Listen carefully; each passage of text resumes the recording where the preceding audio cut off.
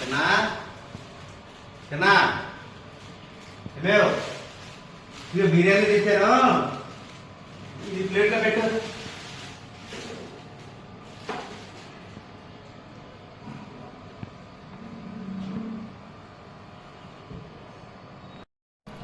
మీ అమ్మ చెప్పిందిరా నువ్వు హాస్టల్లో చూస్తున్నావు అని. అంతే, ఎంత బిజీగా ఉన్నా అన్ని పనులు పక్కన పెట్టేసి మీసాల రోజు ఒకరికి వెళ్ళి నీకు ఇష్టమైన బిర్యానీ పట్టుకుని వచ్చాను. ఇవేవ్ ఆ బిర్యానీ ప్లేట్లో పెట్టి తీసుకురా.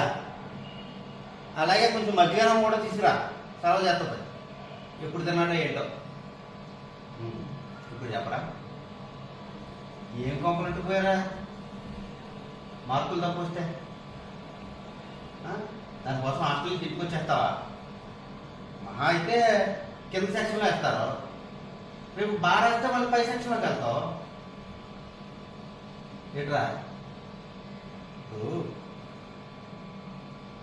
నేను 10th క్లాస్ చదివేటప్పుడే మీ తాతయ్య పోయాడు. దాంతో కుటుంబ భారం మొత్తం మీద వేసుకోవాల్సి వచ్చింది. పోనీ నా చదువు ఎలాగోపోయింది, ఈ బాబాయ్నైనా చదివేద్దాం అనుకున్నాను. తెలుసు కదా, ఆ లారీలు వ్యాపారం ఉంటూ బయటకు వెళ్ళిపోయాడు. రే దేవుడు దేవల్ల మనకి లక్ష్మీదేవికి లోట్లేదురా. సరస్వతీదేవి పట్టుకుంటే బాగుంటుంది.